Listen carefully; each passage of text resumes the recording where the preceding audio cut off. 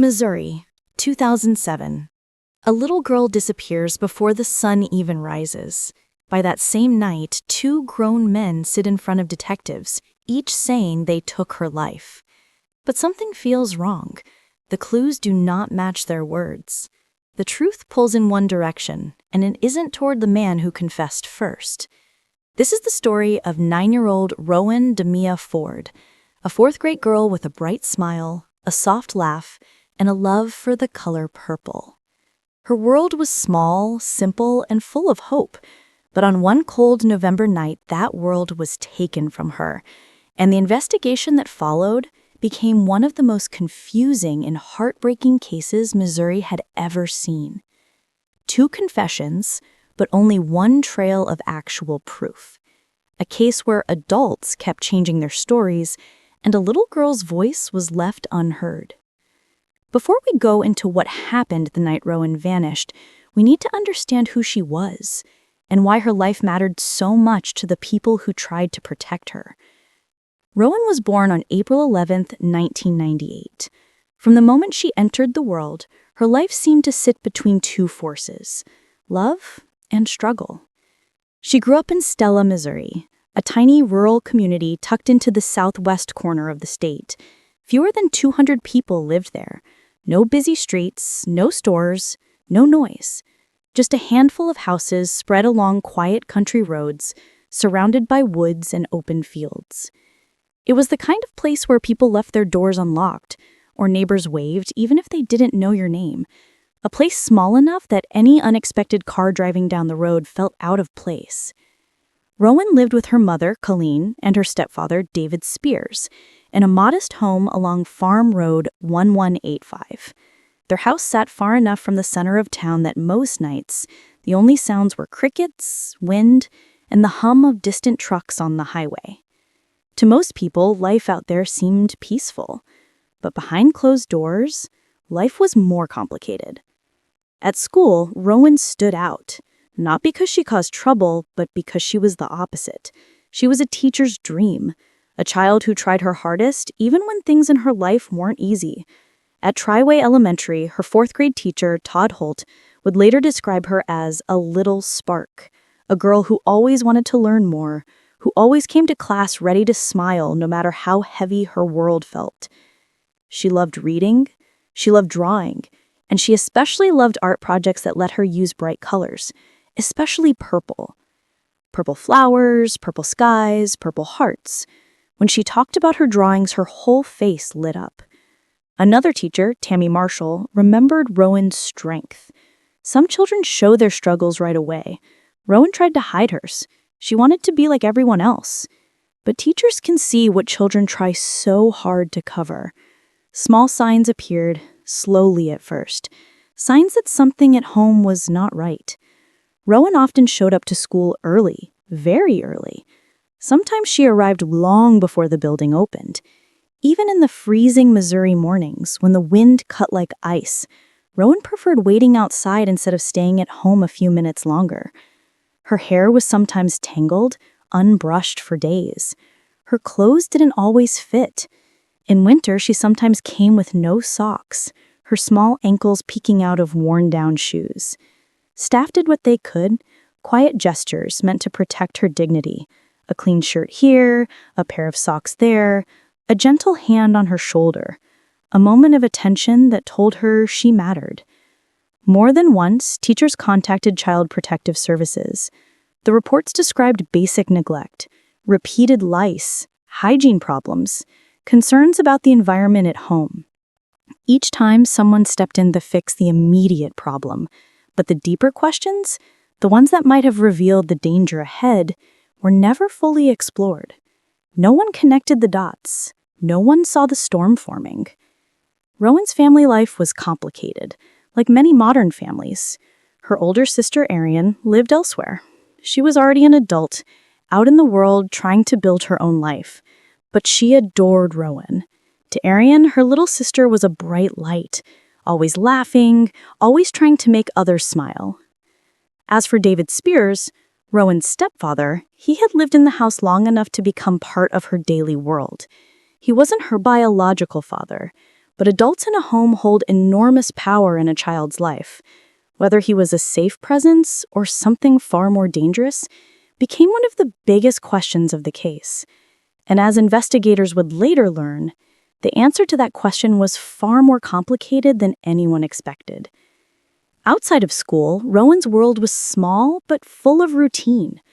Her family attended Stella Baptist Church, a simple white-framed building that acted as one of the few gathering places in the area. Church meant Sunday school, potluck dinners, and the kind of small-town life where everyone knew everyone else's children. It also meant exposure to adults her family trusted or believed they could trust. One of those adults was Christopher Collings, known to Rowan as Uncle Chris, although they shared no blood. By 2007, Collings had been friends with David Spears for about 10 years. Over time, he became more than a friend. He became a fixture in the Ford household. That summer and fall, he even lived there, sleeping on the couch, sharing meals, and becoming part of their daily life. To Rowan, he was just another familiar presence, someone who belonged in her world, someone she had no reason to fear. The tragedy of Rowan's story is that danger didn't come from a stranger lurking in the shadows. It came from within the circle of trust, from the very people who should have protected her. Rowan's days in the fall of 2007 followed a predictable pattern. Weekday mornings meant getting ready for school, catching the yellow bus to Triway Elementary, and spending hours in fourth-grade classrooms. Reading came easily, and she often finished books before her classmates. Math and logic puzzles challenged her, but she solved them with intense focus, blocking out everything else. At lunch and recess, she played with her best friend Tyler. The two were inseparable, sharing secrets and dreams only 9-year-olds can have. Tyler would later struggle to explain what made their friendship special, finally settling on a simple truth. She was my best friend. That's all that mattered. Rowan loved purple. It decorated her school supplies, her favorite clothes, and even little trinkets she chose for herself. She loved animals, especially dogs, and dreamed of becoming a veterinarian. She wanted to help creatures who couldn't help themselves. She never got the chance. Looking back, those who knew Rowan searched for warning signs. Had she seemed afraid? Had she tried to tell someone what was happening? Were there missed chances to intervene? But the truth is complicated and painful. Children in neglectful situations often normalize what's happening around them. What adults see as warning signs, children simply experience as life. Rowan adapted because that's what children do. They survive the childhood they are given and hope for a better tomorrow. For Rowan Ford, there would be no tomorrow. The weeks leading up to November 3rd, 2007 were ordinary.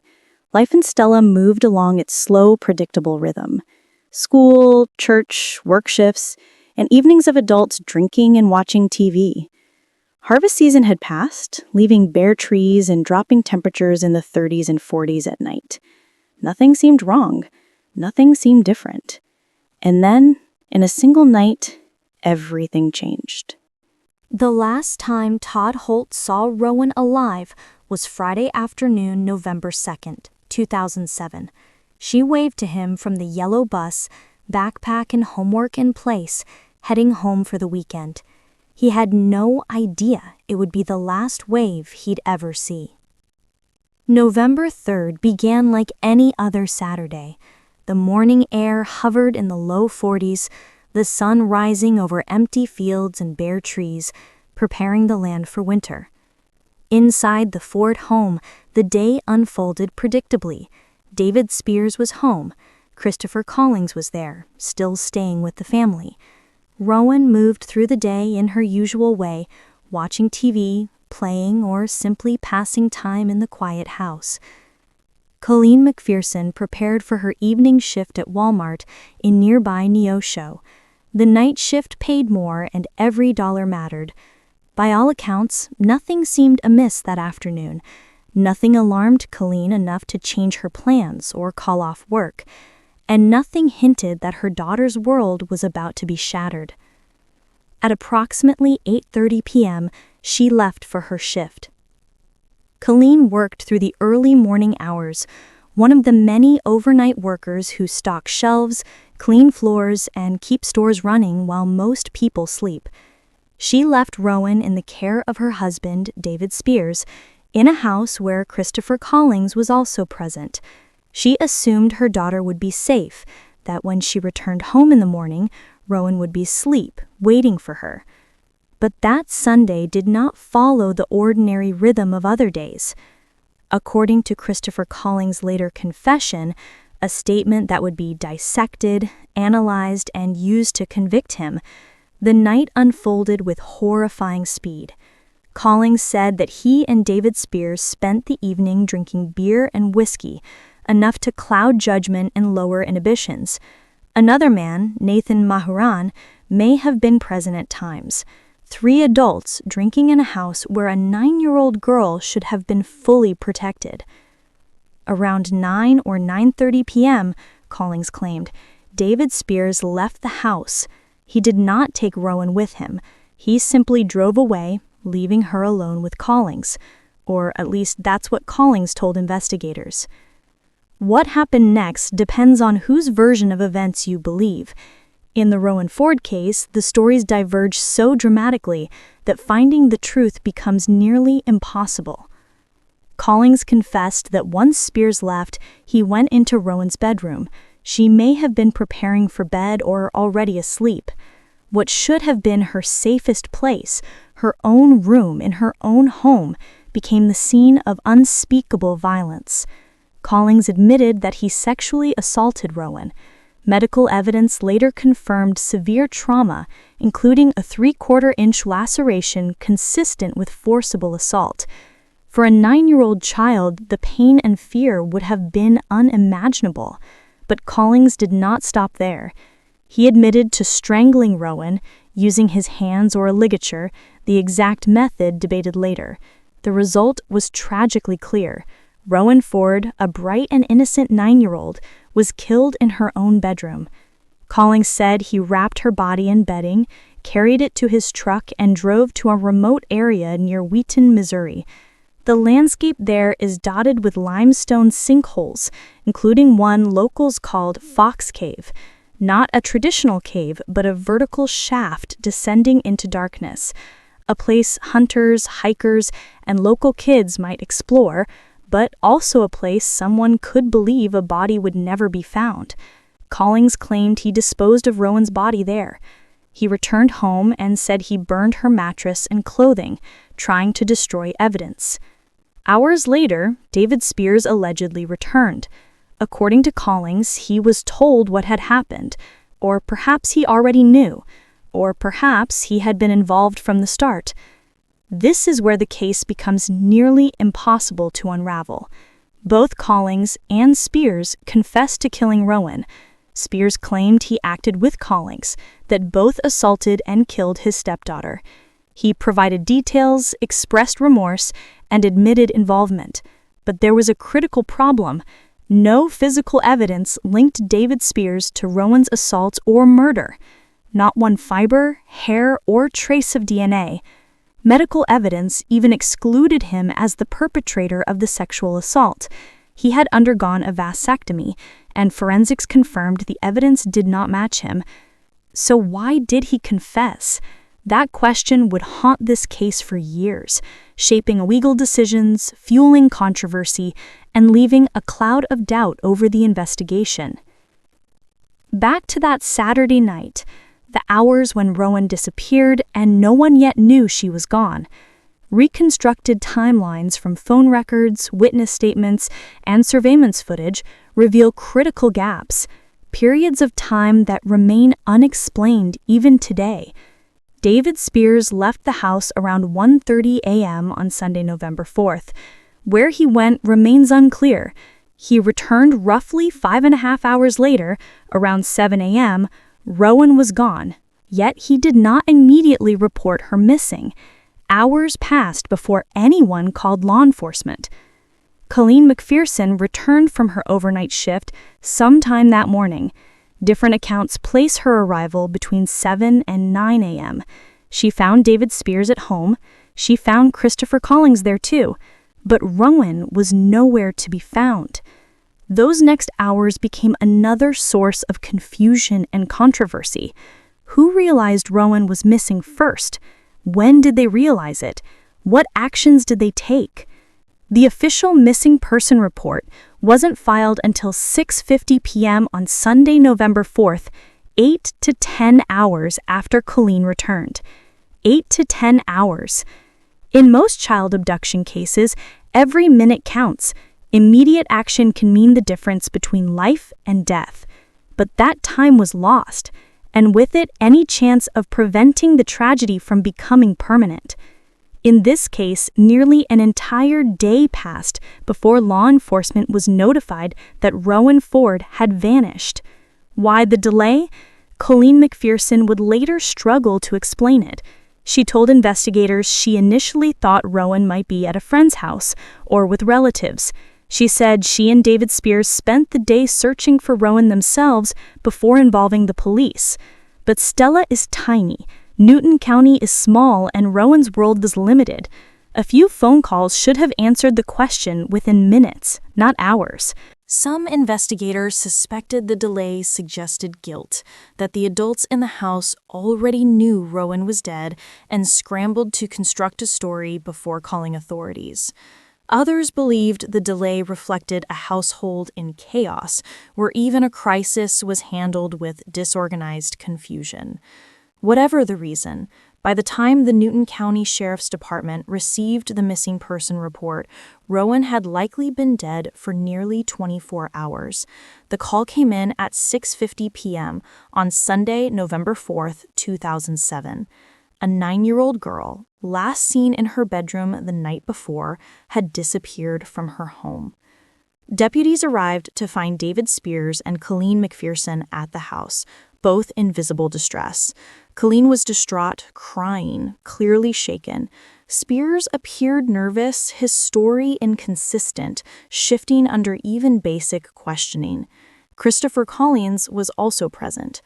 All three adults claimed they had no idea what happened to Rowan.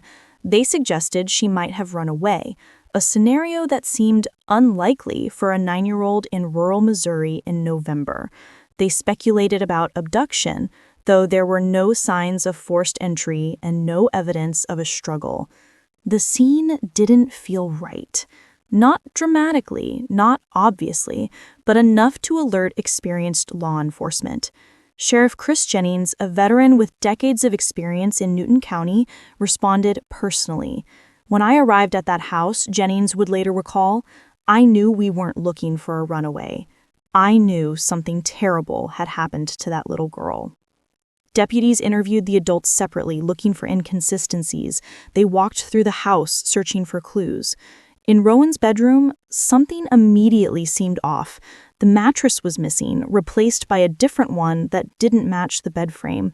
When asked, Spears and Collins offered vague, contradictory explanations. The original mattress had been soiled, they said, burned, taken to a dump. The reasoning was weak. Why would you burn a mattress in the middle of the night when your daughter is missing? The answer became clear. This was no ordinary disappearance. Within hours, the investigation shifted from a missing person case to a criminal one. By late Sunday evening, Sheriff Chris Jennings had made several critical decisions. First, this was not a runaway situation. Rowan Ford had been the victim of foul play. Second, the adults in her household were the primary suspects. Third, he needed help. Newton County Sheriff Department was small. Equipped to handle everyday rural crime, it wasn't prepared for a major investigation like this. Jennings called for backup. The FBI responded, sending roughly 40 agents. Berry County and Wheaton Police Departments provided support. What began as a missing child report became, by Monday morning, one of southwestern Missouri's largest criminal investigations in years. Law enforcement set up a command center, coordinated searches of the rural countryside, and interviewed neighbors, teachers, and anyone who had contact with Rowan or her family. They began dismantling the stories told by Spears and Collins, piece by piece. Both men agreed to speak without attorneys present. They gave recorded statements that would later be used in court. Initially, Spears and Collins insisted they knew nothing. Rowan had been in her bedroom Saturday night. By Sunday morning, she was gone. They claimed she had run away or been abducted by someone outside the family. But their stories contained inconsistencies. Small at first, then growing under repeated questioning. Collins claimed he had been drinking and passed out, remembering little of the night. Spears said he had left the house in the early morning hours, but couldn't or wouldn't explain where or why. Colleen maintained she had been at work the entire time and learned nothing until she returned home to find her daughter missing. As Monday turned into Tuesday, pressure intensified. FBI behavioral analysts joined interrogations, applying psychological techniques to detect deception. Interviews grew longer, more confrontational, focusing on contradictions. Investigators began processing the Ford home as a crime scene. They collected fibers, hairs, fluids, anything that might reveal what happened. Rowan's bedroom was dismantled inch by inch. Signs of cleaning were obvious. Surfaces scrubbed, blood or biological material likely removed. Burn residue suggested fabric had been destroyed. Investigators found exactly what one would expect if a violent crime had occurred and someone tried to cover it up. What they didn't find was Rowan. By late Wednesday, November 7th, 3 days after she was reported missing, search teams had combed hundreds of acres around Stella and Wheaton. Volunteers joined in, checking fields, forests, and abandoned buildings. Temperatures had dropped, with rain and snow on the forecast. Investigators knew time was critical, not to save Rowan, but to recover her body before weather and wildlife destroyed evidence.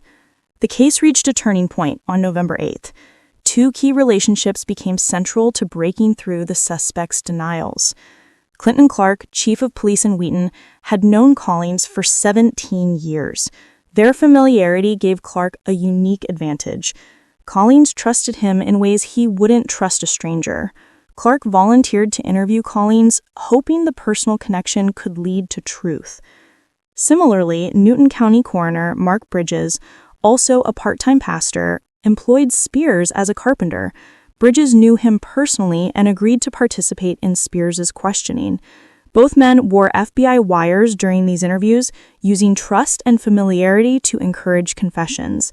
The tactics would later spark ethical debates. Using personal relationships and positions of trust to extract confessions walks a fine line. Defense attorneys would argue both men were psychologically manipulated, coerced into admitting crimes, or in Spears' case, crimes he did not commit.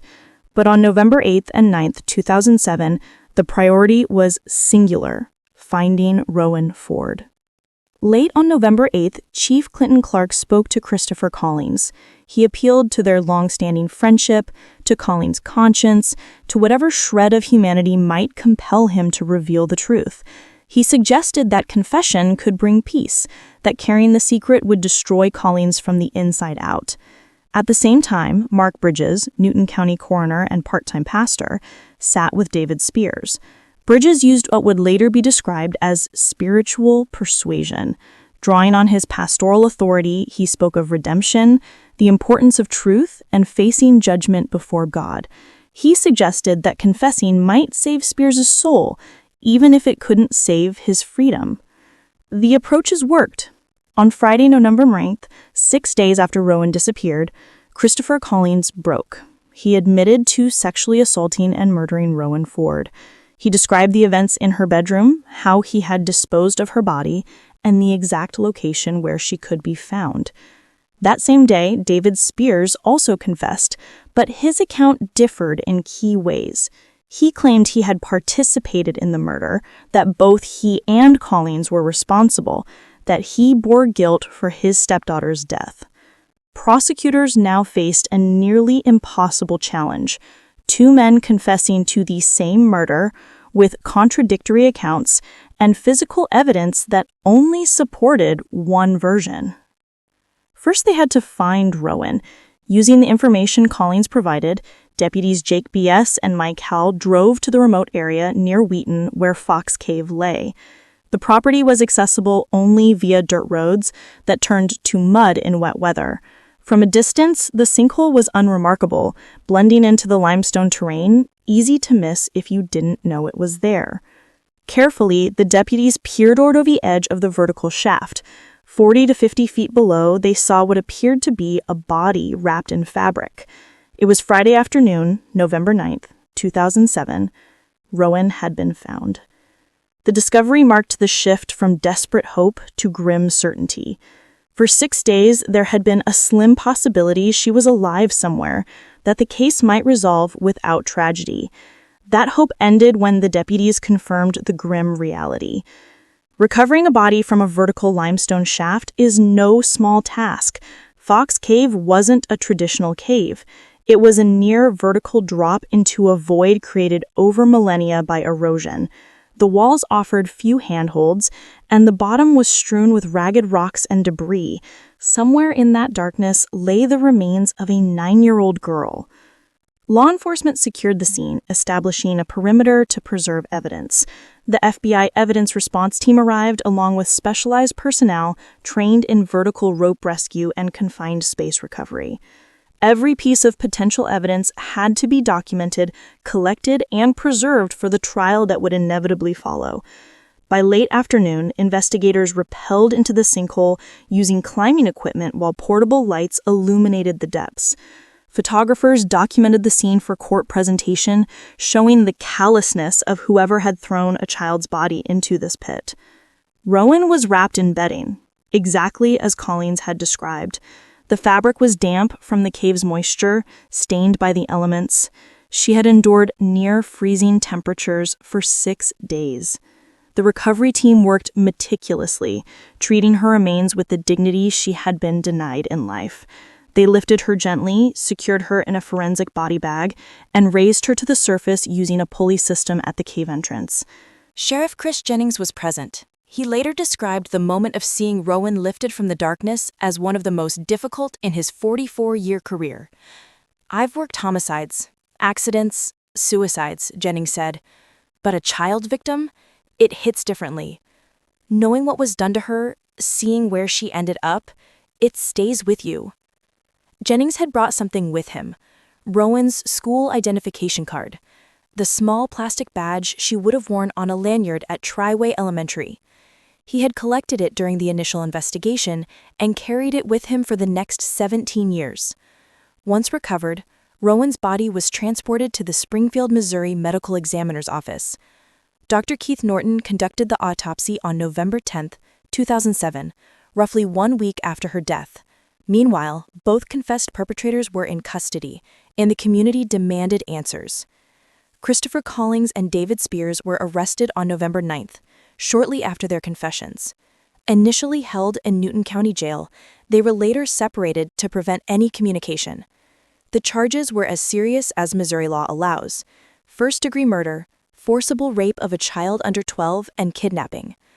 All three carried the possibility of the death penalty, especially given the victim's age. Dr. Norton had conducted thousands of autopsies, from accidents to homicides. But examining a 9-year-old child who had been brutally murdered was different. Professional detachment only goes so far when faced with the reality of such a crime.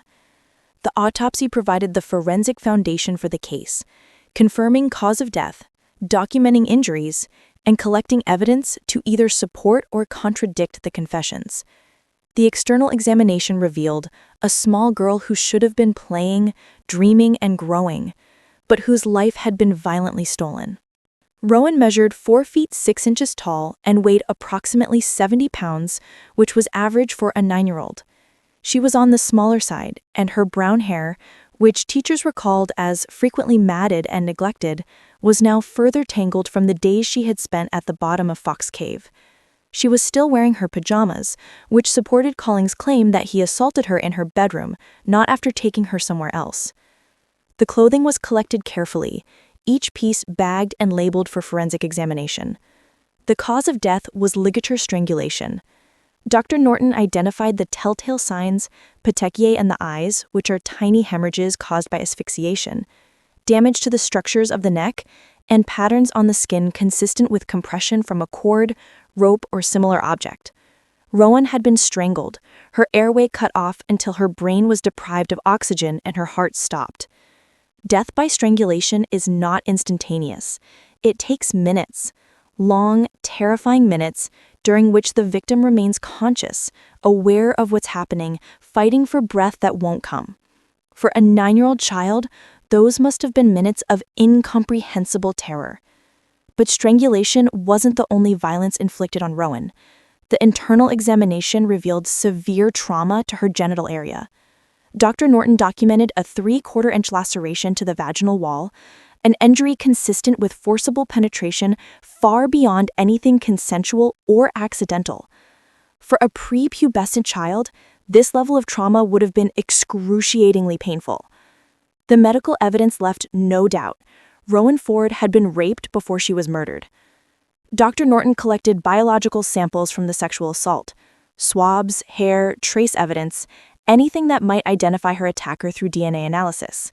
These samples would be sent to 3 separate laboratories for independent analysis, a level of redundancy rare in criminal cases, but critical given the seriousness of the charges and the potential for the death penalty. The autopsy also documented other findings relevant to understanding Rowan's final hours. Her stomach contents suggested she had eaten several hours before death, consistent with a dinner sometime Saturday evening before the assault. There were no defensive wounds on her hands or arms, suggesting she may have been unconscious or too small to effectively fight back against an adult attacker. Dr. Norton's final report, which would eventually be submitted to the court, painted a clear picture. Rowan Ford died from ligature strangulation after being sexually assaulted. The manner of death was homicide. The brutality of the crimes was beyond question. Now came the critical question: what did the forensic evidence say about who committed these crimes? The biological samples collected during the autopsy were sent to 3 facilities for DNA analysis: the FBI's laboratory in Quantico, Virginia, the Missouri State Highway Patrol Crime Laboratory in Springfield, and an independent forensic lab contracted by the defense. All 3 labs followed standard protocols for DNA extraction, amplification, and comparison. They analyzed the samples against reference DNA collected from Christopher Collings, David Spears, and Rowan herself. The results from all 3 labs were consistent and in some ways unexpected. A partial DNA profile was developed from a hair found in Christopher Collings' pickup truck.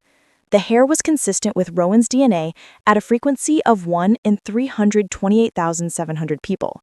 While not a perfect match, which partial profiles never are, the statistical probability strongly suggested the hair belonged to Rowan. This finding corroborated Collings' confession that he had transported Rowan's body in his truck to Fox Cave. Additional forensic evidence linked Collings to the crime scene. Fibers consistent with the bedding used to wrap Rowan's body were found in his truck. Accelerant residue and ash consistent with burned fabric were found in a burn pit on the Ford property, supporting Collings' claim that he destroyed the mattress and clothing.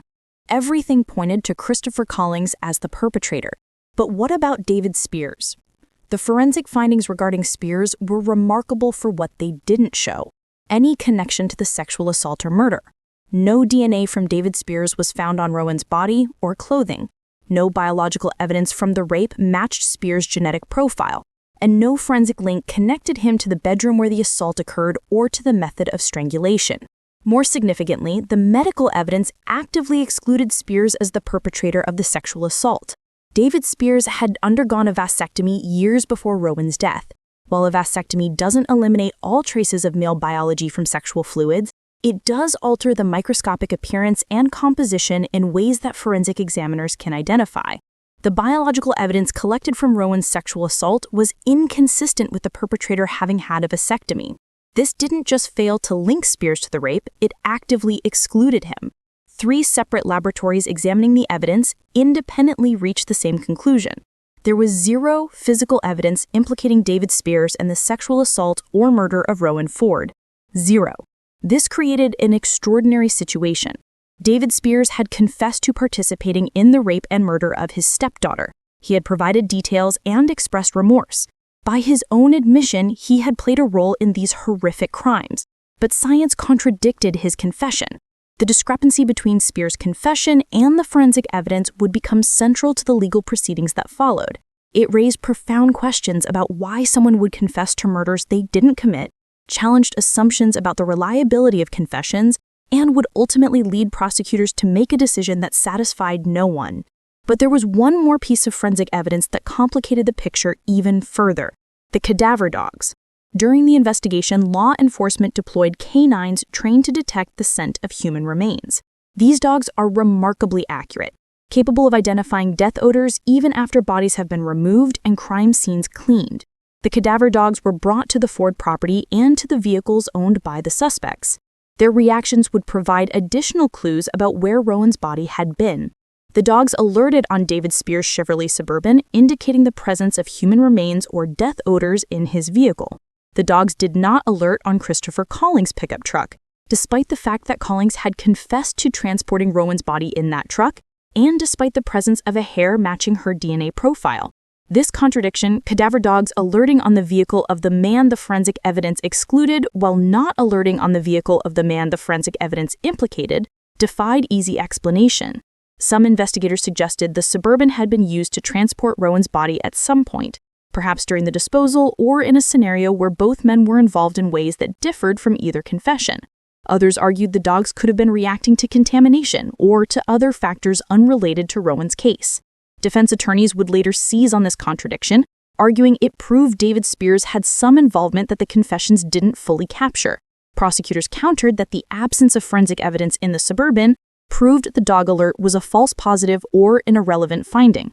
Ultimately, the cadaver dog evidence remained an anomaly, a piece of the puzzle that didn't fit cleanly into any narrative. As the forensic examination concluded in late November 2007, investigators were left with a clear picture of what happened to Rowan Ford and a complicated picture of who was responsible. Christopher Collings' guilt was supported by overwhelming evidence: his confession, DNA findings, fiber evidence, and his knowledge of details only the killer would know. No reasonable doubt existed about his involvement. David Spears' guilt was supported only by his own confession, a confession contradicted by every piece of forensic evidence, yet detailed enough to be haunting. Had he been present? Had he enabled the crime? Had he been so intoxicated or traumatized that he falsely believed he participated? Or had he been coerced into confessing by psychological manipulation? Answering those questions required understanding who these two men were, what circumstances brought them to that house on that November night, what psychological and social factors made them capable of such evil, and what their relationship to each other revealed about the crime. Christopher Allen Collings was born in February 1975 in southwestern Missouri. From the beginning, his life was marked by instability, abandonment, and trauma, circumstances that would later be offered, though never accepted, as justification for the monster he became. By the time Collings was 6 months old, both of his parents were incarcerated. The crimes that led to their imprisonment are not specified in the public record, but the result was clear. An infant entered the foster care system, severed from biological family, and passed between temporary placements in the lottery of state custody. Foster care in rural Missouri during the 1970s and 80s varied wildly in quality. Some children found loving, stable homes, others experienced neglect, abuse, or simple indifference. Christopher Collings fell into the latter category. Court documents and psychiatric evaluations conducted decades later paint a picture of a childhood defined by chaos.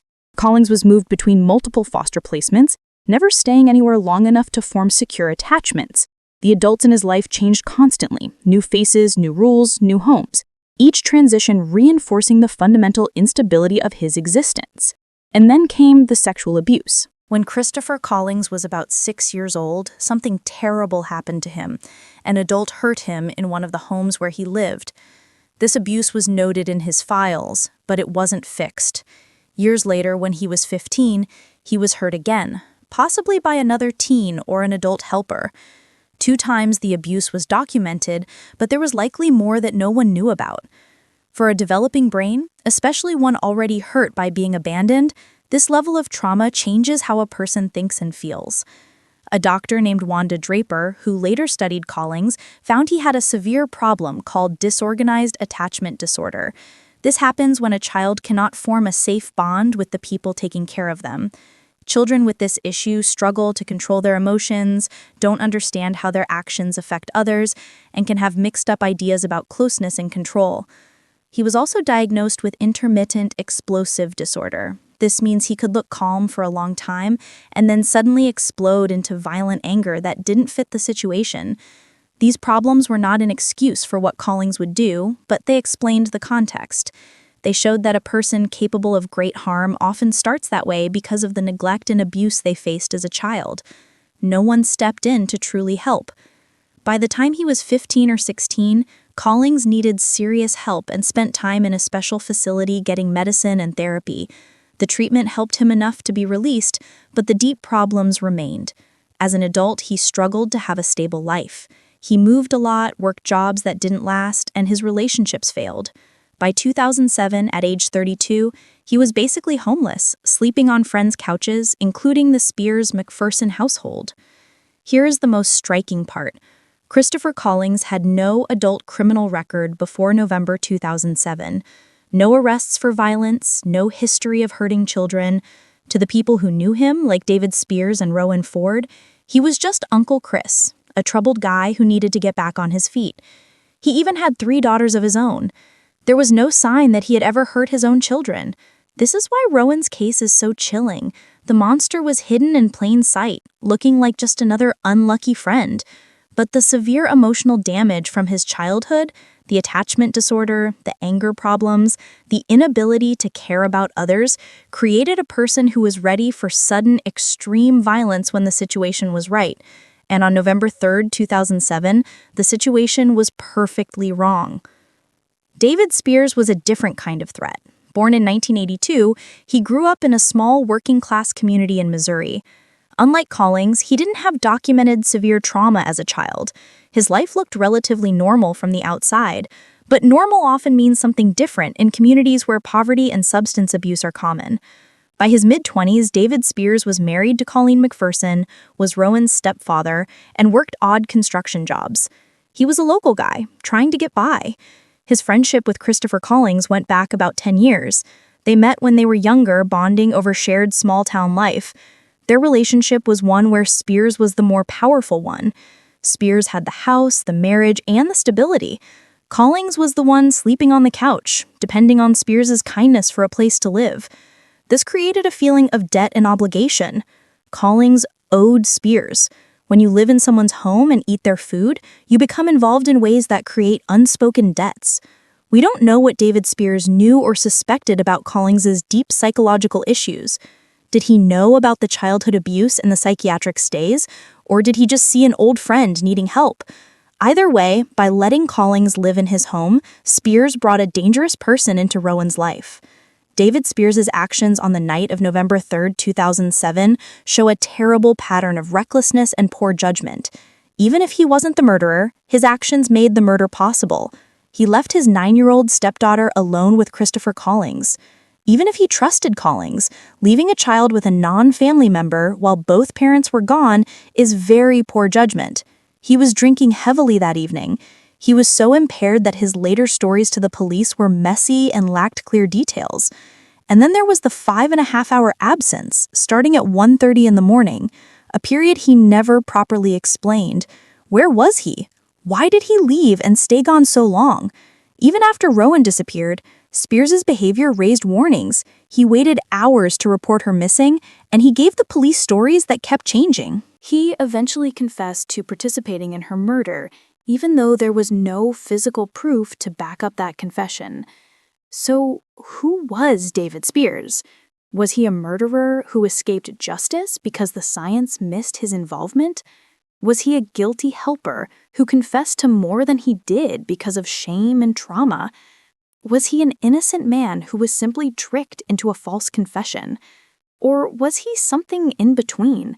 Someone whose careless mistakes created the chance for Rowan's death, and who might have helped hide her body or cover up the crime, but who did not actually rape and strangle her?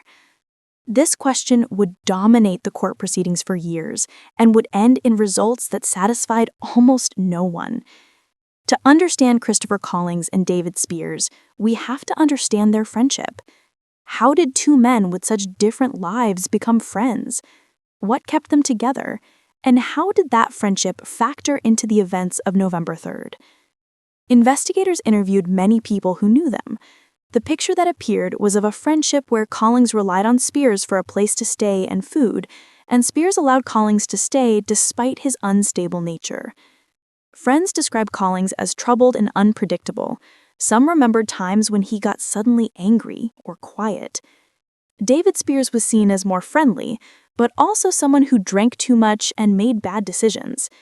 Many people noted that when Spears and Collings were together, they often drank heavily, sometimes using drugs as well. Substance abuse is relevant because both men's confessions described being drunk on the night of the murder.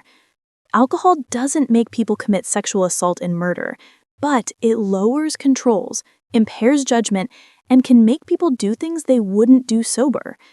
For Christopher Collings, who already struggled with anger and deep psychological damage, being drunk could have been the trigger that turned dark thoughts into action. For David Spears, whose judgment was already poor, being drunk might explain the reckless decision to leave Rowan alone with Collings, and possibly the confusion and guilt that later led to a false confession. The relationship between the two men became important in court, as lawyers argued over who was responsible for what. Was Collings the only one who just took advantage of an opportunity? Was Spears a partner in the crime who did more than the evidence showed? Did they plan the attack together? Or was it a sudden act by one man that the other later helped to hide?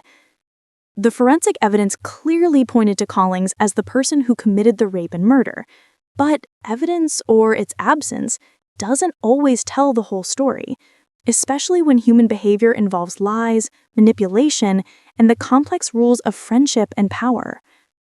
The arrests of Christopher Collings and David Spears on November 9, 2007, started a long legal process that would last for 17 years. The local prosecutor, Johnny Cox, faced an unheard-of challenge. He had two suspects who both confessed to murdering Rowan, but only one suspect whose guilt was supported by physical evidence. How do you take a case to court when the suspect's own statements contradict each other, and one statement contradicts the science? The first charges against both men were the same: first-degree murder, forcible rape of a child under 12, and kidnapping. All three charges qualified for the death penalty under state law. If convicted, both Christopher Collings and David Spears faced execution. But as the evidence was reviewed, the difference between the forensic findings and David Spears' confession became impossible to ignore. Prosecutor Cox consulted with all three labs. They all confirmed the same thing. No physical evidence connected David Spears to the sexual assault or murder. Cox had a choice. He could go to trial against Spears, relying only on the confession and arguing that no physical evidence didn't mean he was innocent. Juries have done this before. But Cox also knew that defense lawyers would focus heavily on the forensic evidence, arguing that the science proved Spears was innocent and that his confession must have been forced or false. The risk of losing the trial was high, and if Spears was found innocent of murder, he might walk free entirely. Alternatively, Cox could reduce the charges against Spears to match what the evidence actually proved: that he had endangered Rowan through neglect and had hidden the crime by lying to police and destroying evidence. It took almost 5 years for this decision to be made. Christopher Collings remained in jail, his trial delayed repeatedly. Meanwhile, David Spears was also held, technically charged with murder, but facing growing uncertainty. On September 26, 2012, nearly 5 years after Rowan's death, prosecutor Johnny Cox made a shocking announcement. The murder and rape charges against David Spears were being dropped. In a public statement, Cox explained, "I don't know why Spears told law enforcement he was involved in Rowan's murder when evidence indicated he wasn't involved." This statement was remarkable for its honesty. Cox was admitting that David Spears had confessed to crimes he didn't commit, and continuing with murder charges would be unjust given the evidence. Instead, Spears pleaded guilty to 2 reduced charges: first-degree child endangerment and hindering prosecution. The child endangerment charge was for his decision to leave Rowan alone with Christopher Collings. By failing to protect his stepdaughter from a known danger, or a danger he should have seen, Spears had committed a crime by endangering her safety. The charge of hindering prosecution addressed his lies to the police, his delay in reporting her missing, and his possible role in destroying evidence, like the mattress from Rowan's room. Under the agreement, David Spears was sentenced to 7 years for child endangerment and 4 years for hindering prosecution. The sentences would run at the same time, meaning he got a total of a 7-year sentence. This was far less than a murder conviction would bring, but it was a real punishment. With credit for the time he had already spent in jail since his arrest in November 2007, Spears was released from prison in March 2015, having served just over 7 years. The decision to drop the murder charges caused great anger in the community and among Rowan's family. Many people could not understand why Spears confessed to murder but was only found guilty of lesser crimes. They felt that justice was not served, that Spears had gotten away with helping in Rowan's death. Sheriff Chris Jennings, who had carried Rowan's school ID since the case began, showed his frustration but understood the difficult choice the prosecutor had to make. "I wanted both of them to face murder charges," Jennings said. "But I also understand that you can't convict someone when the science says they weren't there. It's a hard situation." The decision also raised serious questions about why David Spears had confessed. If he didn't rape and murder Rowan, why did he say he did? Several ideas came up. Coercion through relationship. The investigator who questioned Spears, Mark Bridges, used his authority as Spears' former employer and as a pastor to get the confession. Lawyers later argued this was psychological manipulation. Bridges used spiritual authority to convince Spears that confessing was the way to clear his conscience, even if the confession was untrue. Guilt and responsibility. Spears may have felt deep guilt for leaving Rowan alone with Collings, for failing to protect his stepdaughter from a known danger, or a danger he should have seen. Spears had committed a crime by endangering her safety. Memory loss. Spears admitted he was drinking heavily that night and was drunk for much of the evening. His 5.5-hour absence was still a mystery. It's possible he genuinely didn't remember what happened, and under strong questioning, he began to believe he must have been involved. Partial involvement. Perhaps Spears was involved in ways the forensic evidence didn't show, like helping to dispose of the body, cleaning the crime scene, or watching out. His confession may have been an attempt to admit to that involvement without confessing to the rape and murder specifically. Fear and intimidation. Questioning techniques are designed to break down a person's resistance. It's possible Spears felt trapped and confessed simply to end the mental pressure of constant questioning. Whichever explanation is right, and it may be a mix of several, David Spears' false confession shows a disturbing truth. People confess to crimes they didn't commit more often than the public realizes. But for Rowan's family, the details of false confessions mattered less than the final outcome. One of the men they believed killed Rowan was going to serve only 7 years. That left Christopher Collings. While David Spears' case ended with a plea agreement, Collings' capital murder trial became the main focus of the justice system's response to Rowan's death. Collings was represented by state public defenders. The trial was moved far away from Newton County because it would have been impossible to find an impartial jury where everyone already knew about Rowan. The trial began on March 12, 2012. Prosecutor Johnny Cox presented a thorough case built on several strong pieces of evidence. Collings videotaped confessions to police, the forensic findings linking him to the crime, the discovery of Rowan's body exactly where Collings said it would be, and the testimony from police and medical experts. The confessions were especially powerful. The jury watched a video of Christopher Collings describing what he did to Rowan, the sexual assault in her bedroom, the strangulation, and the disposal of her body at Fox Cave. They heard him explain how he wrapped her in bedding, drove her to the sinkhole, and threw her into the dark hole. They watched him cry and claim he didn't fully understand why he did it. The forensic testimony supported the confessions. The medical examiner described the autopsy findings, the cause of death, and the sexual trauma. FBI analysts explained the DNA match from the hair and Collings struck. Every piece of evidence pointed to the same conclusion. Christopher Allen Collings raped and murdered 9-year-old Rowan Ford. The defense could not truly argue against Collings' guilt, given the overwhelming evidence. Instead, the defense lawyers focused on mental health mitigation, trying to explain, not excuse, how someone becomes capable of such evil. Dr. Wanda Draper testified, explaining Collings' childhood trauma, the abandonment by his parents, the instability of foster care, the documented sexual abuse at ages 6 and 15, and the failure of the system to provide proper help. She described his diagnoses: severe disorganized dissociative attachment disorder, intermittent explosive disorder, and the psychological damage from deep early trauma. Dr. Draper testified that Mr. Collings' brain did not develop normally. The parts responsible for impulse control, empathy, and understanding consequences were damaged during critical years. She argued this didn't remove his responsibility, but it explained how someone becomes capable of these acts. The defense argued that he was not a predatory monster who planned to hurt Rowan, but rather someone whose damaged brain suffered a terrible loss of control under specific conditions: being drunk, stressed, and having the opportunity. They asked the jury to choose life imprisonment without the possibility of parole instead of death. The trial lasted 8 days. The jury heard from dozens of witnesses, reviewed hundreds of pieces of evidence, and discussed the case for about 6 hours before reaching a verdict. On March 20, 2012, Christopher Allen Collings was found guilty on all counts: first-degree murder, forcible rape of a child under 12, and kidnapping. 3 days later, the same jury began the sentencing phase, where they had to decide between life imprisonment and execution. The prosecution argued that Rowan's murder met every requirement for the death penalty. She was a vulnerable child, she was raped, she was murdered to cover up the rape, and the manner of her death, strangled, thrown into a sinkhole, and treated like trash, was shockingly vile and inhumane.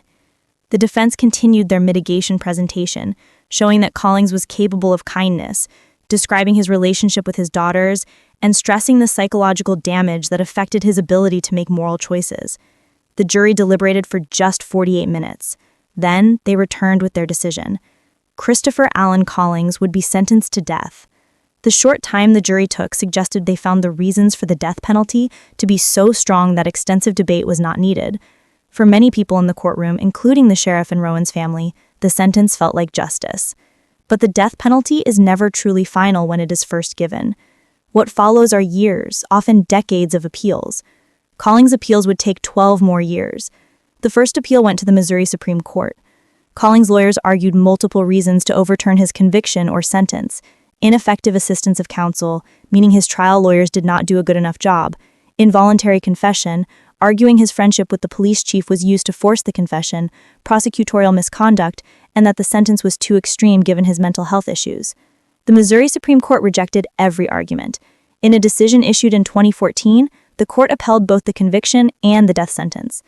The court found that the confession was voluntary. Even though the police chief and Collings had a personal relationship, there was no proof of physical force, threats, or promises that would make the confession invalid. Collings had been read his rights, understood them, and chose to speak. The court found that the trial lawyer's performance met constitutional standards. While different strategic choices might have been made, the defense didn't prove that their lawyer's work was incompetent under the law. The court also found the death sentence proportional to the crime. Given the terrible nature of the crime, a child victim, rape, and the way she died, the sentence matched how Missouri applies capital punishment in similar cases.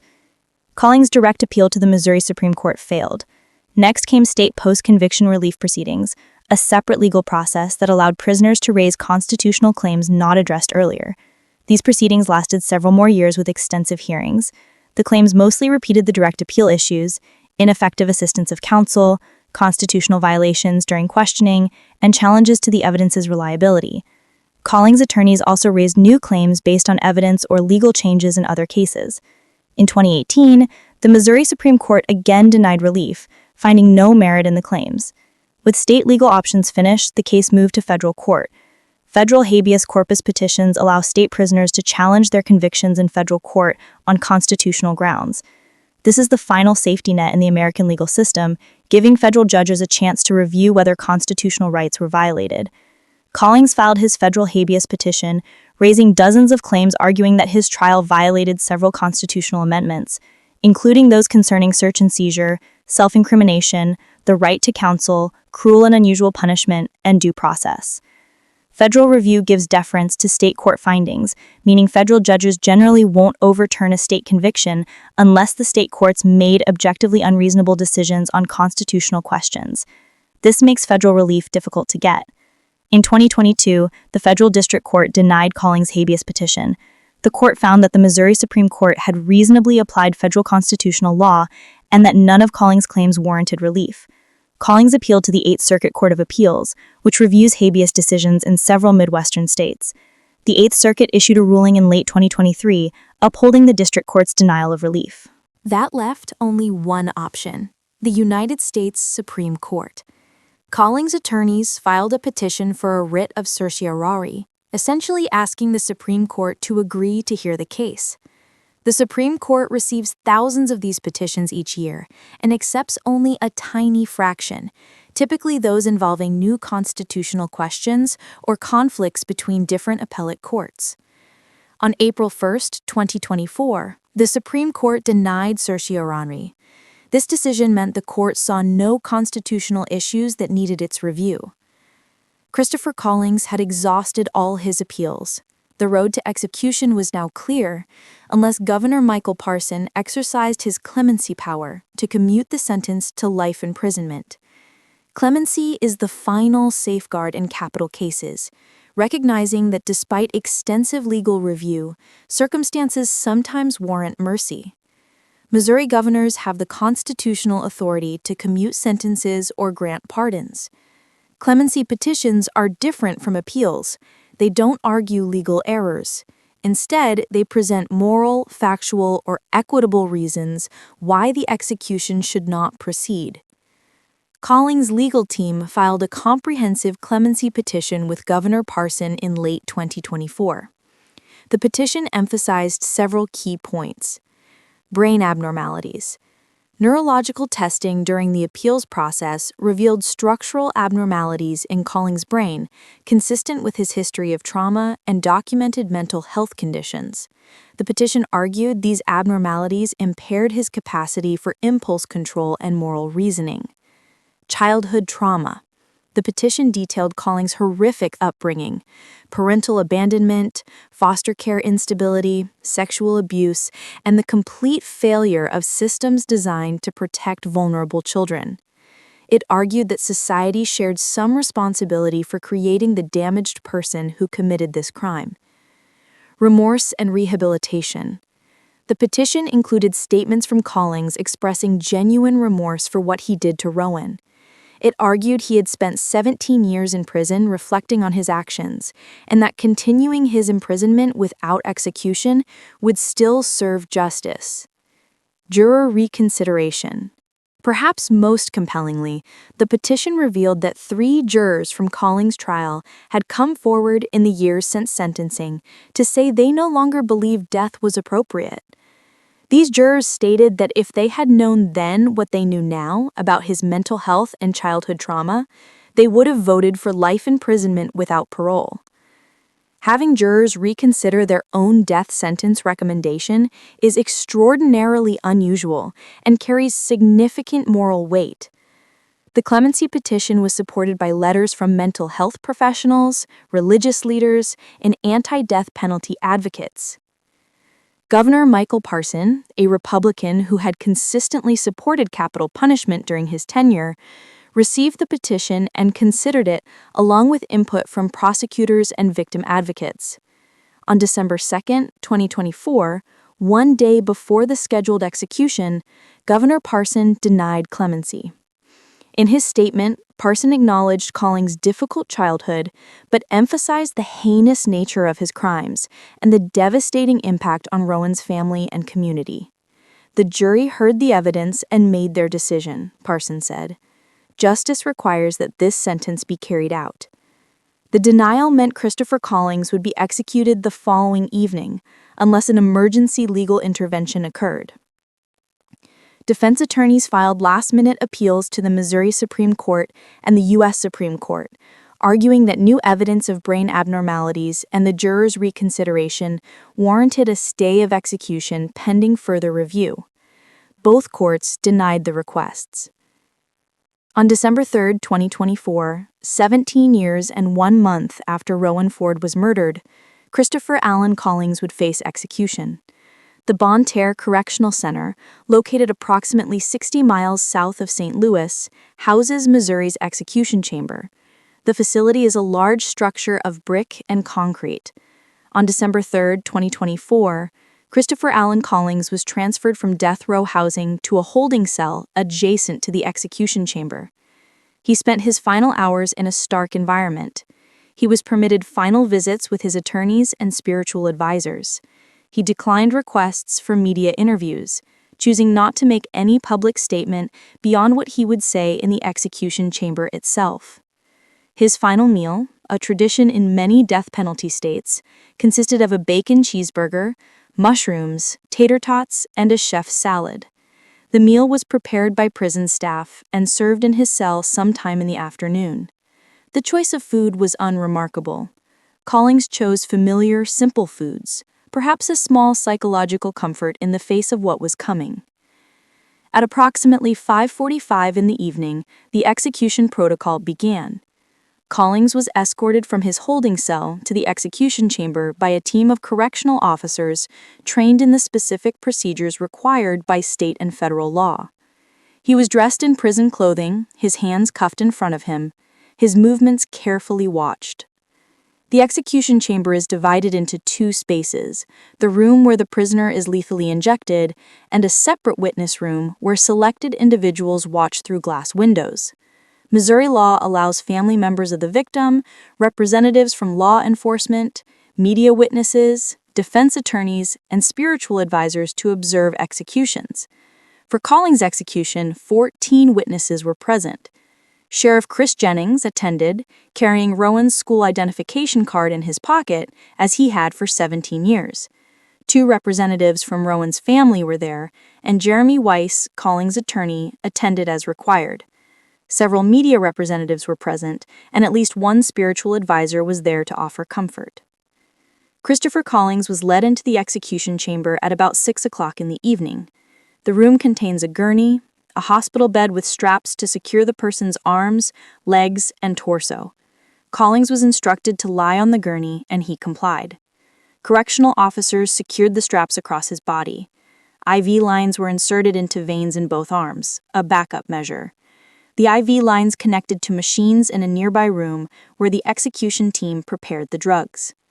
Missouri, like many death penalty states, uses a 3-drug protocol: an anesthetic to make the person unconscious, a paralytic to stop breathing, and potassium chloride to stop the heart.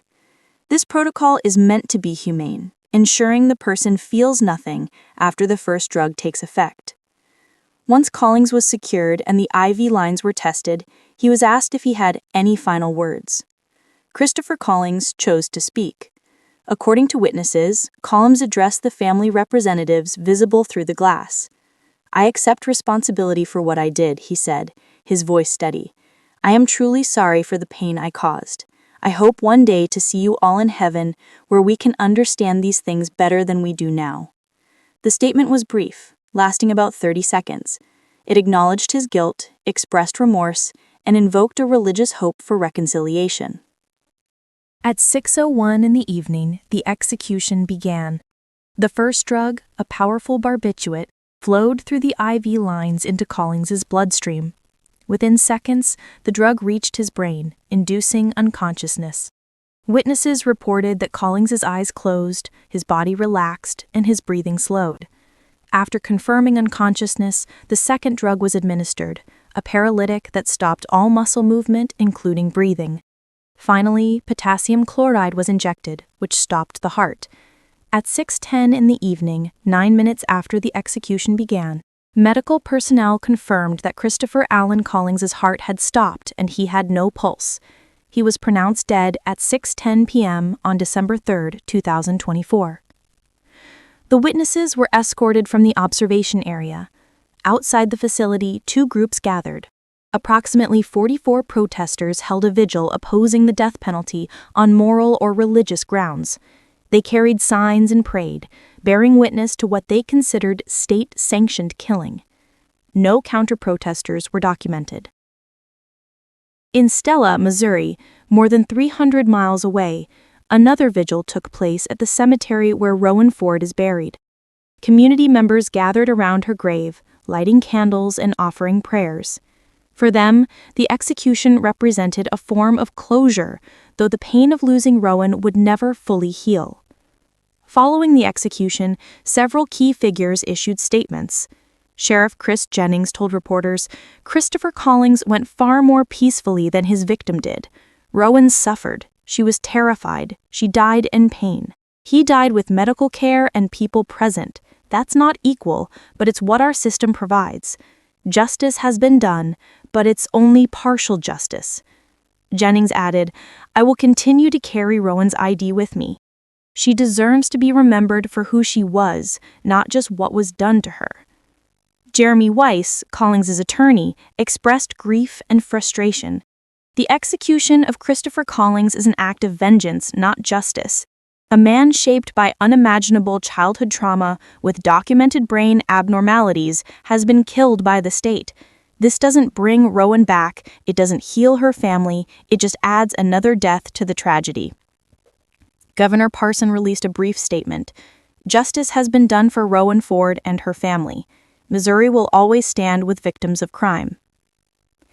Media coverage focused on the unusual aspects of the case: the false confession by David Spears, the jurors who reconsidered their death sentence, and the childhood trauma that shaped Collings' psychological development. National news outlets picked up the story, using it to examine broader questions about capital punishment and how childhood trauma intersects with criminal justice. Christopher Collings became the 23rd person executed in the United States in 2024, continuing the state's consistent application of capital punishment. With Collings' execution, one chapter of the Rowan Ford case closed, but others remained open. While Christopher Collings' path led from conviction to execution, David Spears' story took a turn that would become one of the most controversial aspects of the entire case. After his March 2015 release from prison, having served just over 7 years for child endangerment and hindering prosecution, David Spears faced the difficult challenge that all ex-convicts confront: rebuilding a life with a criminal record. Finding employment with a felony conviction is hard even in the best circumstances. For someone whose name was nationally linked with one of Missouri's most notorious child murder cases, even though he had been cleared of the murder itself, the challenge was much greater. Spears moved through various jobs, struggling to find stability. He remained on probation, subject to regular check-ins, drug testing, and the restrictions of supervised release. Then, in June 2016, something extraordinary happened. David Spears was hired by the Missouri State Public Defender's Office. Think about that for a moment. The very same office that was representing Christopher Collings in his death penalty appeals, arguing that Collings should not be executed due to his childhood trauma and mental health issues, hired the other man who had confessed to participating in the same murder for which Collings sat on death row. The hiring was not for a legal position. Spears worked as support staff, handling administrative or maintenance duties, but the appearance of the situation was staggering. The circumstances surrounding Spears' hiring created controversy that would eventually threaten the public defender's office's entire budget. Spears was hired by the husband of his former trial attorney, a public defender who had represented him during the plea negotiations that resulted in his reduced charges. This created a clear conflict of interest and the appearance of inappropriate favoritism. More troubling, Spears was hired while still on probation for crimes directly related to Rowan Ford's death. The public defender's office, tasked with representing poor defendants throughout Missouri's criminal justice system, employed someone who had criminally endangered a child and hindered the investigation into her murder. And most controversially, this hiring occurred while the same office was simultaneously representing Christopher Collings in his capital appeals, arguing for his life to be spared. The contradiction was impossible to resolve. How could the public defender's office argue that Collings deserved mercy and life imprisonment while employing the other man who confessed to the same crime? How could they argue Collings' trauma should lessen his punishment while giving a paycheck to David Spears, whose neglect and obstruction enabled that crime? For years, the arrangement went unnoticed. Spears worked quietly. Few people outside the office knew of his employment, and the contradiction remained hidden from public scrutiny. Then it exploded. In late 2024, as Christopher Collins' execution date approached and media attention focused on the case, reporters uncovered David Spears' employment with the Public Defender's Office. The revelation sparked immediate public outrage. Rowan's family members felt betrayed and angry. Sheriff Chris Jennings called it shocking. Victims' rights advocates demanded explanations. Missouri legislators who control the Public Defender's Office's budget were furious. Legislators from both parties questioned public defender administrators about how such a hiring could have occurred and why it had been allowed to continue for nearly 9 years. The Public Defender's Office tried to justify the decision, arguing that Spears had a right to employment after serving his sentence and that he had been cleared of the murder charges. Legislators were not persuaded. They pointed out the massive conflict of interest. How could the office credibly represent Collins when it employed Spears? The political pressure became overwhelming. The annual budget was threatened. In February 2025, just weeks after Christopher Collins' execution, David Spears was terminated from his position with the Missouri State Public Defender's Office. The official statement cited concerns about public perception and the office's ability to effectively fulfill its mission. The message was clear. Political and public pressure had forced the end of an employment arrangement that should never have existed in the first place. The Spears employment controversy highlighted several systemic issues beyond the specific facts of his case. First, it raised questions about re-entry and employment for ex-convicts. Society demands that people who have served their time be allowed to reintegrate, find work, and rebuild their lives. Denying employment creates a cycle where people return to crime because legitimate paths are blocked. But those principles collide with common sense when applied to specific circumstances. Should someone convicted of child endangerment and hindering a murder investigation work in any capacity related to the justice system? The law said Spears deserved a chance at employment. Public sentiment said this particular employment was inappropriate regardless of legal rights. Second, the controversy exposed how conflicts of interest can hide in plain sight when personal relationships influence hiring decisions. The fact that Spears was hired by his former attorney's husband created an undeniable appearance of impropriety. Third, it demonstrated how institutions can make decisions that seem acceptable in isolation but become indefensible when examined in full context. The termination of David Spears' employment didn't resolve the underlying questions about his role in Rowan Ford's death. He confessed to murder but was convicted only of lesser crimes. The forensic evidence supported his claim of non-involvement in the actual killing, but questions remained about what he knew, what he did, and why he lied. The 5.5-hour absence starting at 1:30 in the morning was never explained. Where was David Spears during those critical hours? Was he truly gone from the house when Christopher Collins committed the crimes? Or was he there and the forensic evidence simply failed to capture his presence? The cadaver dogs alerting on Spears' Suburban, but not on Collins' truck, suggested something the confessions and forensic evidence didn't fully explain. Was Rowan's body transported in Spears' vehicle at some point? The delayed missing person report, 8 to 10 hours after Rowan's absence was discovered, remains suspicious. Did Spears and Collins spend those hours covering up the crime? These questions will likely never be answered definitively. David Spears has not spoken publicly about the case since his plea agreement. He didn't testify at Christopher Collins' trial. He served his 7 years, was released, worked the controversial job for nearly 9 years, and was fired when that employment became politically unacceptable. For Rowan's family, the lack of full accountability for David Spears remains a source of pain and frustration. They feel justice was incomplete when he walked free while Christopher Collins was executed. For prosecutors, the Spears case represents the frustrating reality that what you can prove in court doesn't always match what you believe happened. For the legal system, David Spears' false confession serves as a cautionary tale about interrogation techniques and the reliability of admissions obtained through manipulation. And for the public, the employment controversy illustrated how even well-intentioned policies, like giving ex-convicts employment opportunities, can produce outcomes that offend basic sensibilities when applied without sufficient consideration of context. David Spears today lives somewhere in Missouri. His exact location is not publicly disclosed. He is no longer on probation, having completed his supervised release. He is no longer employed by the state. He is no longer a public figure in the way he was during the investigation and trial. But for those who remember Rowan Ford, David Spears remains a man who left a 9-year-old girl alone with a dangerous person, who waited hours to report her missing, who confessed to murder he may or may not have committed, who served just 7 years for enabling her death, and who was controversially employed by the office defending the man convicted of killing her. Whether that is fair or accurate, it is the legacy he carries. Rowan Ford's funeral took place on November 14, 2007, at the Gospel Lighthouse Church in Stella, Missouri. More than 300 people attended, an enormous turnout for a community where fewer than 200 people lived.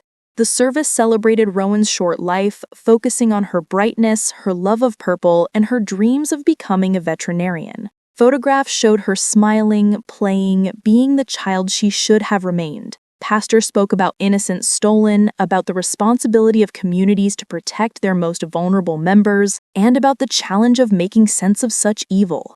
Rowan was buried in a cemetery just outside Stella. Her grave is marked by a headstone that listed her birth and death dates, a span of only 9 years, 6 months, and 23 days.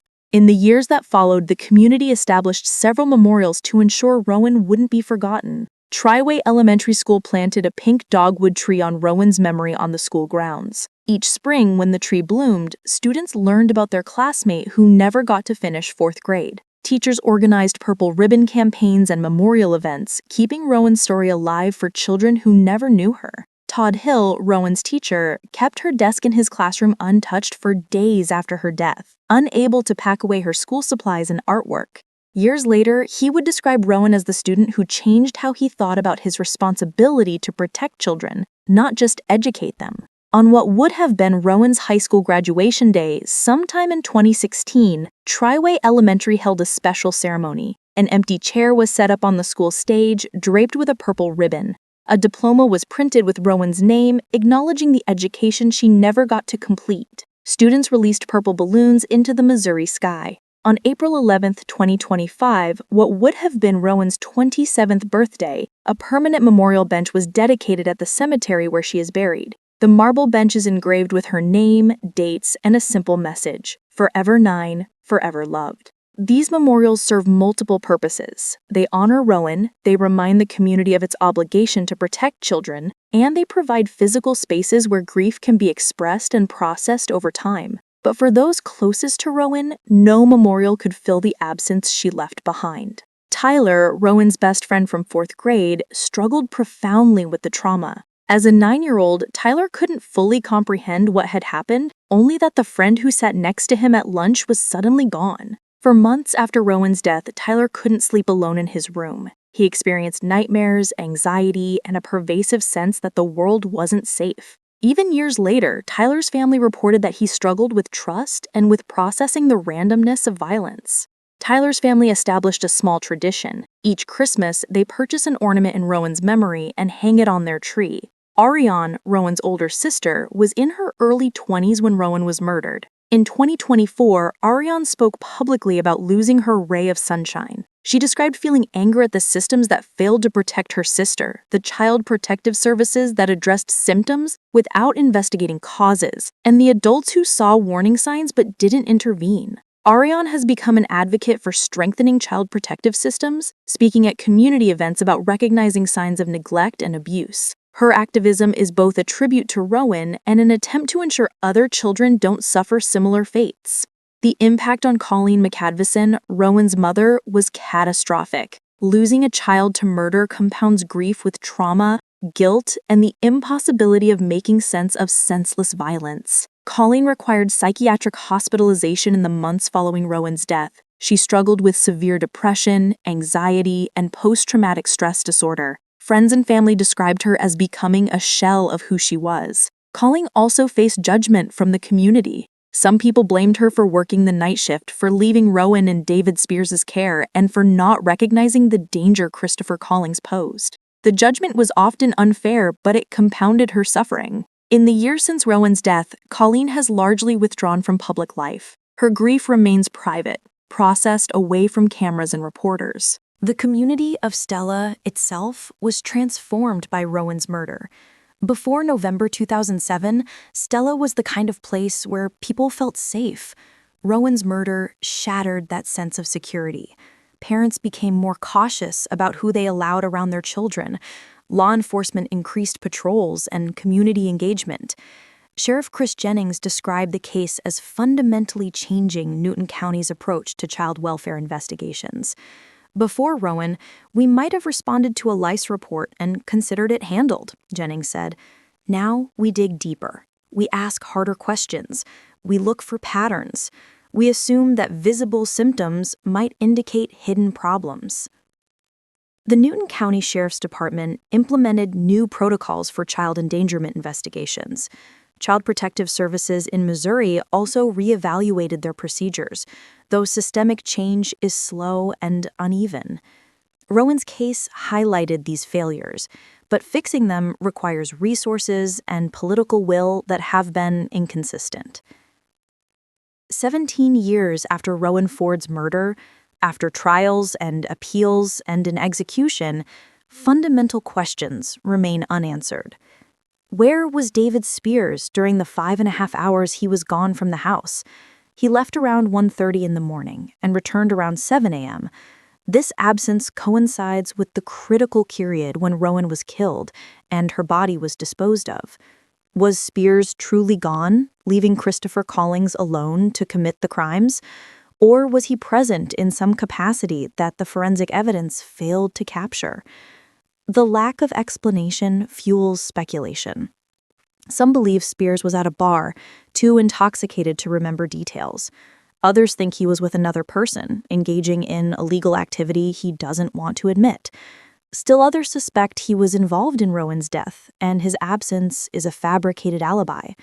Without Spears speaking publicly, without additional evidence, the question remains open. Why did the cadaver dogs alert on David Spears' Suburban, but not on Christopher Collings' truck? This contradiction has never been satisfactorily explained. Collings confessed to transporting Rowan's body in his truck, and DNA evidence confirmed a hair matching Rowan's profile was found in that truck. But the trained cadaver dogs didn't alert when they examined it. Meanwhile, the dogs did alert on Spears' Suburban, suggesting the presence of human remains or death odors, but no forensic evidence linked that vehicle to Rowan's body. Possible explanations include that the dogs had a false positive on the Suburban, perhaps reacting to contamination or other factors. Rowan's body was possibly transported in both vehicles at different times, or the truck was cleaned more thoroughly than the Suburban, eliminating odors the dogs would detect. Another possibility is that the dog's reliability in this specific case was questionable. None of these explanations is entirely satisfying, leaving the contradiction as one of many puzzling aspects of the case. What does the computer activity between 1:54 and 3:36 in the morning tell us? Forensic examination of computers in the Ford household revealed activity during those hours. Someone was using a computer for nearly 2 hours during the time Rowan was being murdered. Was this David Spears providing a potential alibi for his whereabouts? Was it Christopher Collings taking a break between committing the crimes? Was it someone else entirely? The content of the computer activity wasn't disclosed publicly, leaving its significance unclear. This small detail suggests there's more to the timeline than either confession revealed. Did Christopher Collings act completely alone? The forensic evidence points conclusively to Collings as the perpetrator of the sexual assault and murder. But did he conceive and execute these crimes entirely by himself? Some investigators believe David Spears had more involvement than the evidence proves, that he may have encouraged Collings, helped plan the crime, or assisted in the cover-up in ways that left no forensic trace. Others think Collings truly acted alone, that his decision to assault and kill Rowan was impulsive, driven by his psychological damage, intoxication, opportunity, and the catastrophic failure of impulse control. The question matters not just for historical accuracy, but for understanding how such crimes happen and how to prevent them. Could Rowan have been saved? This is perhaps the most painful question. Multiple adults saw warning signs that Rowan was being neglected. Teachers documented matted hair, lice infestations, missing socks in winter, and early arrivals to school, suggesting she wanted to escape her home environment. Child Protective Services received hotline calls about these issues, but the responses were superficial. They would treat the lice, address the immediate symptom, and move on to the next case. No one dug deeper. No one asked whether these symptoms indicated more serious problems at home. No one connected the dots to see a pattern of neglect that placed Rowan at risk. If someone had investigated more thoroughly, if the system had responded differently, could Rowan have been removed from the home before Christopher Collings murdered her? We can't know for certain, but the probability that more aggressive intervention could have saved her life is significant. That possibility that Rowan could have been saved if the systems designed to protect children had worked properly haunts everyone involved in the case. Sheriff Chris Jennings has stated repeatedly, the system let Rowan down. We all let Rowan down. Why did Rowan's case receive so much attention while other similar cases fade into obscurity? This question isn't specific to Rowan's murder, but reflects broader patterns in how society responds to crime. Rowan was young, white, and from a rural community, which fits certain media narratives about small-town innocence. Her case involved dramatic elements: 2 confessions, forensic contradictions, eventual execution that sustained media interest. Other child murder cases, particularly those involving minority victims or occurring in urban areas, receive much less coverage. The disparity in attention reflects uncomfortable truths about which victims society deems worthy of prolonged outrage and which are quickly forgotten. Rowan deserved justice. So does every child victim. The question of why resources, media attention, and public engagement vary so dramatically based on victim characteristics remains a troubling aspect of American criminal justice. What has changed since Rowan's death? 17 years have passed. Have the systemic failures that enabled her murder been addressed? Partially. Newton County has improved its child welfare investigation protocols. Teachers are better trained to recognize signs of abuse and neglect. Law enforcement coordination with social services has strengthened, but the fundamental problems remain largely unchanged. Child Protective Services are still underfunded and overwhelmed. Social workers still carry impossible caseloads. The political will to invest seriously in child welfare remains inconsistent. Every year, children die from abuse and neglect that warning signs predicted. Every year, systems fail to intervene in time. Rowan's death should have been a catalyst for sustained reform. In some ways, it was, at least locally. But the broader structural problems that enabled her murder remain largely intact. On April 11, 2025, Rowan Ford would have turned 27 years old. She might have completed college, started a career, perhaps pursued her childhood dream of becoming a veterinarian. She might have married, had children of her own, built a life full of the ordinary moments that add up to a meaningful existence. Instead, she remains frozen in time at 9 years old, a 4th grader who loved purple, who arrived early to school even in winter, who dreamed of helping animals who couldn't help themselves. Sheriff Chris Jennings still carries her school ID card in his pocket every single day. 17 years of daily reminders. 17 years of asking himself what more could have been done. 17 years of looking at that tiny photograph and seeing not just a victim, but a child who deserved better from every adult in her life. In Stella, Missouri, the pink dogwood tree at Triway Elementary blooms every spring. Students who weren't born when Rowan died learn her name, hear her story, and release purple balloons into the sky. The memorial bench at the cemetery bears its simple inscription, "Forever 9, forever loved." These rituals matter. They ensure Rowan isn't forgotten. They remind us that she was a person, not just a case file. But they also serve as monuments to failure. beautiful, painful reminders that systems meant to protect children didn't protect this one. Christopher Collings is dead now, executed by the state of Missouri for crimes he confessed to committing. David Spears is free, living somewhere beyond public scrutiny. His role in that November night is forever debated, but never fully understood. The questions remain, the contradictions persist, the truth stays frustratingly incomplete. But here's what we know for certain. A 9-year-old girl was failed by the adults who should have protected her. Teachers saw the warning signs, Child Protective Services received the calls. The system responded with Band-Aids when surgery was needed. And on November 3rd, 2007, all those small failures accumulated into a tragedy that could have been prevented. Rowan Ford deserved better. She deserved a childhood free from neglect. She deserved adults who saw beyond the immediate symptoms to the deeper problems. She deserved to grow up. Her story doesn't end with justice served, or lessons learned, or systems fixed. It ends with a marble bench in a small Missouri cemetery, with purple balloons drifting into the sky, with an ID card carried in a sheriff's pocket for 17 years. It ends with a reminder that protecting children requires more than good intentions. It requires action. It requires asking uncomfortable questions. It requires seeing what we'd rather not see and intervening when intervention is difficult.